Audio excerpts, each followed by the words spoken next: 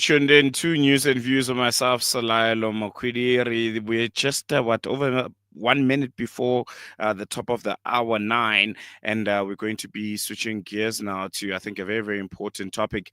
Yesterday, if you're listening to the show, we were focusing on Stellenbosch University and how they've responded to the genocide that's currently unfolding in Gaza. And today, we're going to be taking a look at one of the most important institutions of higher learning here in South Africa, Wits University. And we'll be putting a spotlight on them, on allegations that are flying that the institution is linked to companies profiting from Israeli apartheid. And it's also, has individuals within its campuses who speak very, very proudly about the state of Israel and refuse and refute any claims of a genocide that is currently being perpetuated against the people of Gaza. And we're going to be unpacking all of that and more with political analyst Dr. Quraysha Sooliman, who joins us to unpack Wits University's being put under scrutiny for their complicity in the genocide in Gaza. Dr. Sooliman, thank you so much for joining us. Always a pleasure having you on board. I really, really appreciate it. Thank you so much for inviting me. First and foremost, I think let's get the lay of the land when it comes to institutions of higher learning in South Africa, particularly Wits University, and how they've responded to this genocide. Whether it's within, the campuses itself, how they're reacting to protests, the ties that they have with academic institutions in Israel and individuals who are essentially supporting this genocidal state, apartheid state of Israel. And, they have them within their corridors and within their halls. Yes, certainly. If you look at the University of Witwatersrand, what has it done? It has always positioned itself as a progressive institution. But I mean, we're not fooled anymore. If you look at its actions, and most specifically its inactions, they reveal a deep complicity in sustaining apartheid structures. So this is both historically in South Africa and presently in Israel's settler colonial regime. Now, if you want to talk about all of the things that you've just mentioned, if you consider, for instance, what's institutional ties to apartheid,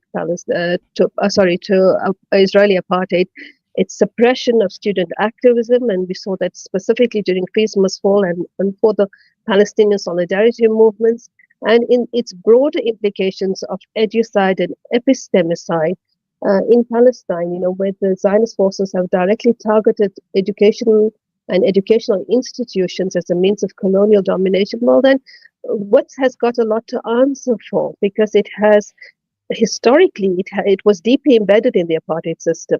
It benefited from state funding, from institutional policies, and these policies actually upheld racial segregation. So although people may argue that Wits became a site of anti-apartheid resistance, if you look at its transformation has been incomplete. This is based on all of its recent past actions, because it has left behind bureaucratic and ideological structures that still suppress dissent. Now, your question asking about research collaborations, yes, they collaborate with, we know of Technion, and the Hebrew University, which are both deeply tied to Israel's military-industrial complex. Wits has failed to divest from companies that are complicit in the Israeli occupation. And if more specifically, if you look at its silence on Israeli apartheid, that is, perhaps the big thing, not only on what they're doing, but what they're not doing. And in this sense, is their voice is absolutely, it has been completely shut. With regards to Israeli apartheid, its collaboration with Israeli institutions. And so the university tends to mirror its past role in legitimizing apartheid South Africa by providing intellectual cover for racial capitalism. And Wits administration has refused to take a principled stand. This reflects, of course, what you're finding this, I'm sure you discussed it yesterday on Stellenbosch. It's happening at the University of Pretoria. It's prioritization, of neoliberal academic neutrality over justice. But what this actually translates to, in simple layman's terms, is that their silence echoes their historical reluctance to fully confront apartheid then and now. Prof, is it a coincidence of any kind that you know, the universities that we are seeing, that are not willing to cut academic ties with Israel, that are not willing to divest from Israel, universities that were considered historically white universities here in South Africa.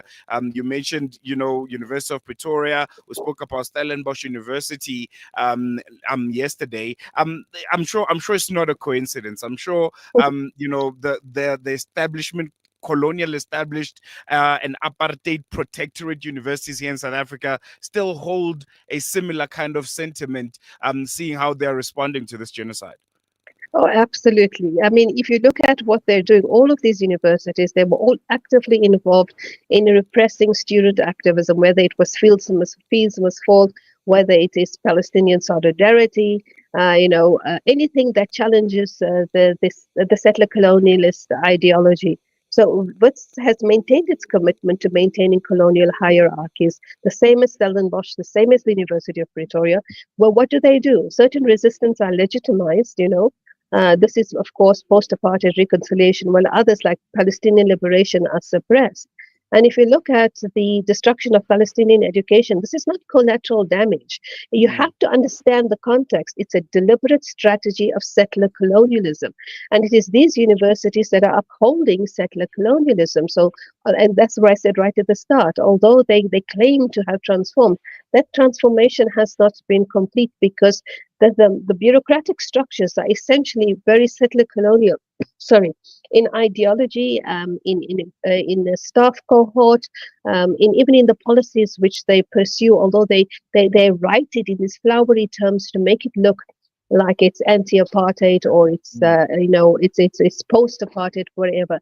But that hasn't actually really happened. So they are all truly complicit in educide. They are complicit in epistemicide. All of them.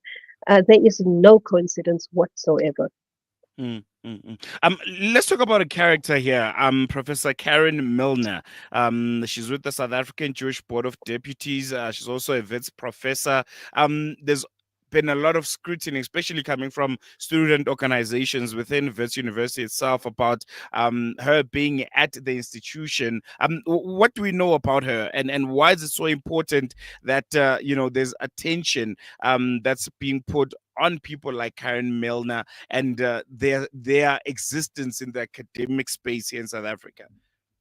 It's actually a very, very important tool and tactic that the solidarity movement has picked up. And I believe and I do fully endorse it. And I think that all university activists across the country, including those in Stellenbosch, those in University of Pretoria, and still finding much struggle at UCT, etc., should do exactly the same as what the activist advocates are doing. Because if you look at it, we have key faculty members who are embodied into the university institutional structure.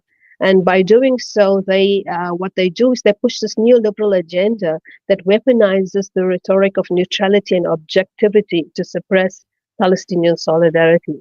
But at the same time, they're very quick to take overt political stances on other global conflicts like Mm, Ukraine. So this hypocrisy exposes how neoliberal institutions selectively legitimize resistance. At the same time, they perpetuate a narrative which they have taken from their Western alliances. So they condemn groups as terrorists while they ignore or justify state violence everywhere. Now, as you mentioned, Karen Miller, she is the national chair of the SAJBD, and this is an organization that has defended Israeli apartheid. It has opposed South Africa's case at the ICJ accusing Israel of genocide.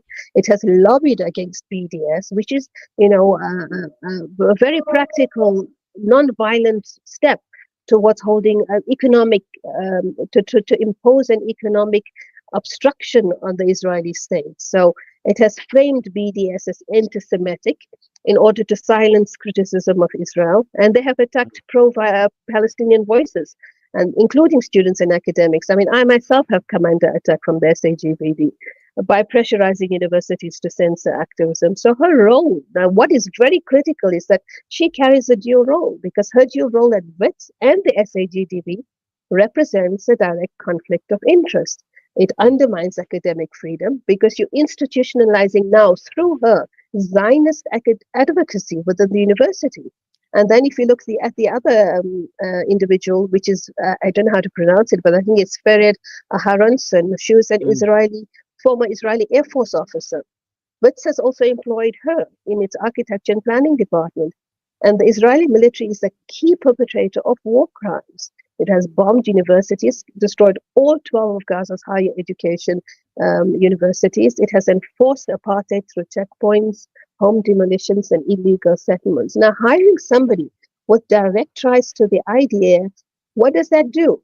The University of Witwatersrand is normalizing Israeli militarism, and it sends a chilling message to Palestinians and anti-apartheid students. Effectively, what I have to say is that Wits has now become a hostile space for those resisting oppression. And why? Why would a university who claims to be progressive, anti-apartheid, anti-racism, anti-genocide, etc., I mean, anti all of those framings that are in the Human Rights Charter, employ figures who are linked to apartheid advocacy, to genocide and military occupation, and at the same time, this very same university punishes students who protest these injustices? So what we find here is that they claim neutrality on Palestine while taking active sides in conflicts, and this act really it exposes the ideological alignment with imperialist powers. And that comes back to your previous question about Stellenbosch, about UP, and all these previously white universities. They're all still very much aligned with imperialist powers.